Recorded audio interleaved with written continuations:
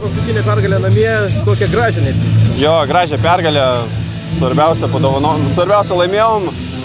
Visų pirma, pergalė buvo labai svarbi turnyrinės lentelės atžvilgių.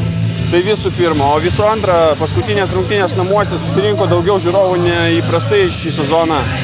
Daug maloniau, toks malonus dalykas, padėjom pasipiršti jaunam. Tai emocijos tik tai pozityvios ir sentimentai aišku yra. Pirmą kartą tenka piršlybas futbolo stadione organizuoti.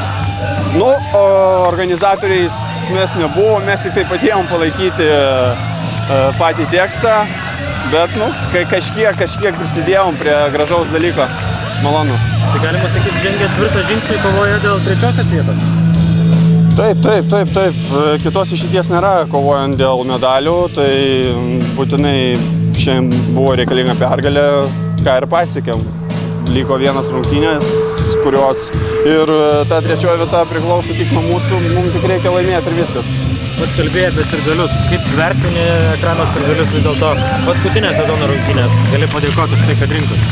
Taip, aš noriu padėkoti už visą sezoną, už visas išvykas, kur nebuvo palaikę prie televizoriaus ekranų, prie monitorių. Buvo malonu, net į pačią Islandiją kažkiek žmonių atvažiavo. Tai iš tikrųjų džiugu, kad turim tokius sirgalius, kurie iki galo eina kartu, nesvarbu, kaip bebūtų toli ar dar kažkaip sunku. Pats įmušai šiandien 13 įvarčių sezone, rezultatyviausias, tai ko gero būsi komandų žaidėjas. Malonu tai?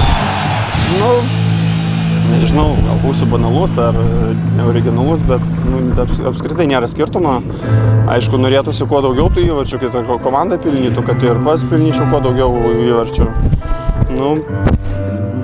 Yra kaip yra, nieko, jausmų jokių.